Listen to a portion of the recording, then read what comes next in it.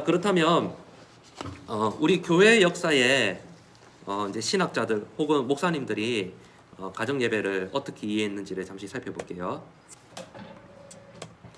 자, 요한 크리소스톰이라고 초대 교회의 이제 교부, 초대 교회를 이끌었던 교회 지도자입니다. 요한 크리소스톰은 이렇게 말씀했어요.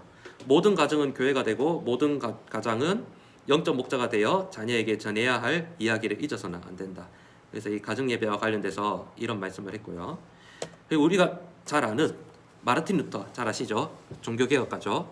마르틴 루터는 가정 예배에 대해서 이렇게 말했어요. 경건하고 독실한 가정은 누구나 자녀에게 경건한 삶을 가르친다.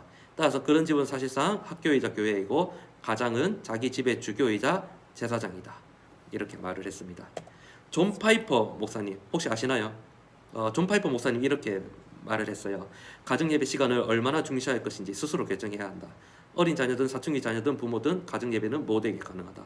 노력이 필요하겠지만 가능하다. 그래서 가정에서의 어떤 신앙교육의 책임을 이렇게 이야기를 했습니다. 리처드 백스터라고 17세기 영향력 있었던 영국 청교도 목회자입니다. 이분은 이렇게 말을 했습니다. 기독교 가정이 엄숙하게 기도하고 하나님을 찬송하는 일은 그분이 정하신 바다. 가정에서 드리는 기도와 찬송은 의무이며 가르치시고 성화하시는 성령의 역사에서 비롯된다. 따라서 하나님에게서 난 일이다. 즉 가정 예배를 사람이 만든 것이 아니라 이것이 하나님께서 원래 만드셨고 하나님께서 명령하신 일이다. 이렇게 정리를 하고 있습니다. 자, 이제 뭐 이런 목사나 신학자 분들의 의견 그리고 또 가정 예배의 여러 이제 이야기들을 종합적으로 정리하자면은 가정 예배는 이렇습니다.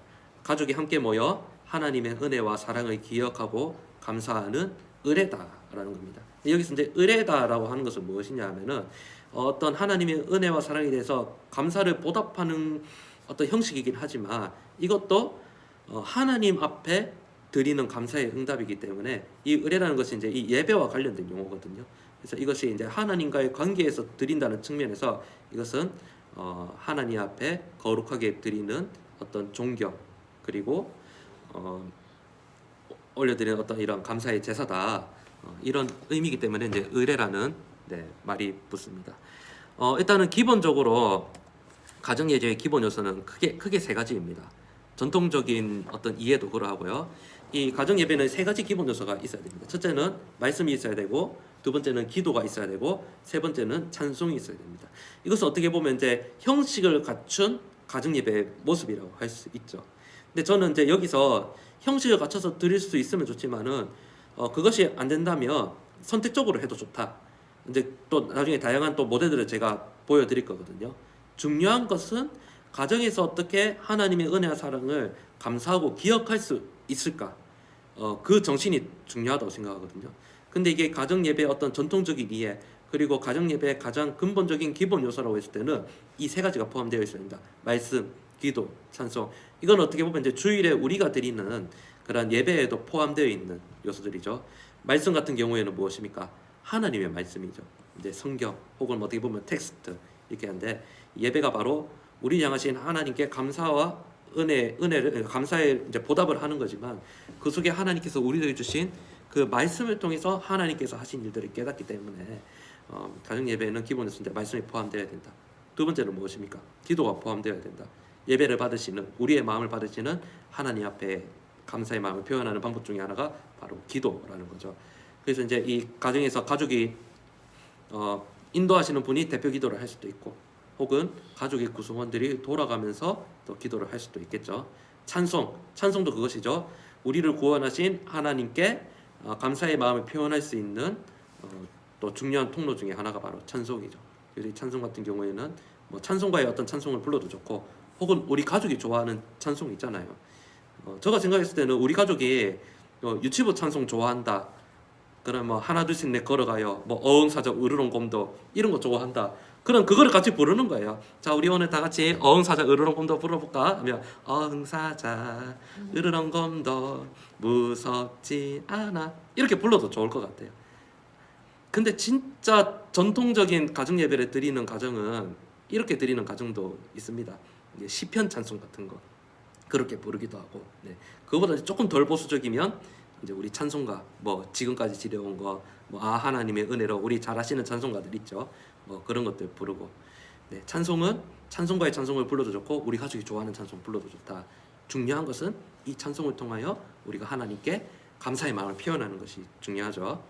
그래서 이 세 가지가 기본 요소인데 여기서 조금 더 이제 추가해서 할 수 있는 것들은 뭐 이 시간을 통해서 교리 교육 같은 것도 할 수도 있고요. 뭐 소율이 문답 하나님이 누구실까요? 뭐 하나님은 참 하나님이시다, 참 인간이시다. 뭐 이렇게 답변을 할 수도 있을 것이고 또 성경 암송 같은 거 할 수도 있을 것이고 오늘 창세기 1장 1절 외워볼까 하면서 그 나중에 제가 또 다양한 모델 이야기 뒤에 이야기할 때 이 부분도 나옵니다.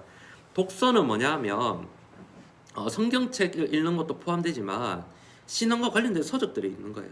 혹은 우리 자녀들과 함께하면 자녀들 수준에 맞는 책들을 읽고 또 그 내용들을 이제 요약하면서 설명해주고 함께 또 기도하고 또 그 속에서 하나님께서 하신 일이 무엇인지를 생각해보고 그렇게 하는 겁니다. 그래서 이제 가정 예배의 기본 요소를 말씀드리면서 주의할 점은 무엇인지 하면 첫째는 짧게 하라는 겁니다. 이 짧게 하라는 것은 특히 연령이 어리면 어릴수록 사실 아이들이 집중력이 높지가 않잖아요. 그러니까는 이게 너무 형식에 치우치다 보니까 이제 아이들의 집중력이 너무 이제 길다 보니까 이제 아이들의 집중력이 흐트러질 수 있잖아요. 그러니까는 최소 10분이어도 좋다, 5분이어도 좋다, 길지 않게.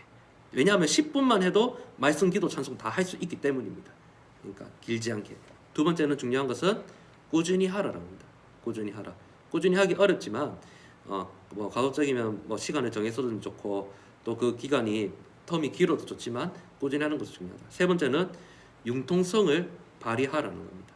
이것은 무엇이냐면 지금 우리 가족이 처해 있는 상황 또 우리 자녀들이 처해 있는 어떤 상황들을 고려를 해서 융통성 있게 꼭 너무 형식에 고수를 해서 막 아이들이 힘들어하고 지겨워하는데 뭐 무조건 형식 고수해서 하라 이런 것이 아니고 왜냐하면 결국에는 이 가정예배가 가족 구성원들이 한 마음이 모여서 하는 거니까. 그리고 또 융통성을 발휘하라 부분에 어떤 부분이 있습니까? 꼭 정해진 시간을 있다고 해서 지금 아이들이 마음의 준비가 안 돼 있는데 여유가 없는데 너무 그 정해진 시간을 또 강요하는 거 그건 오히려 또 마이너스 요소가 될 수 있겠죠. 그렇기 때문에 융통성이 필요하다는 겁니다. 그래서 전통적인 가정 예배의 기본 요소는 말씀, 기도, 찬송 이 세 가지 요소다 말씀을 드립니다. 그래서 이제 이것과 관련해서 영국의 목회자이자 성경 주석가인 매튜 헨리라는 분이 이렇게 말씀했어요. 함께 기도하는 가정은 잘하는 것이고 기도하고 성경을 읽는 가정은 더 잘하는 것이며 기도하고 읽고 찬송까지 하는 가정은 가장 잘하는 것이다. 이렇게 말씀드리니까 뭔가 우리는 아무것도 못하고 있는 것 같은 뭔가 이게 평가와 잣대의 기준이 되는 것 같은 약간 조금 부담스러운데 뭐 이제 옛날에 어떤 이런 교회 역사에서는 그랬던 것 같아요. 더 지금보다 더 이제 전통을 고수했던 어떤 그런 분위기 속에서는 더 말씀, 찬송, 기도 이런 것들을 또 강조했다 보니까 그런 것 같아요. 또 우리가 뭐 이런 형식들을 정해서 하나님 앞에 예배 드릴 수 있으면 제일 좋죠. 그런데 중요한 것은 이러한 방법들과 또 이러한 기본 요소를 통해서 누구에게 감사의 마음을 표현하는 것이다. 하나님께 감사의 마음을 표현하는 것이다. 그 마음과 정신이 중요하지 않나 싶습니다.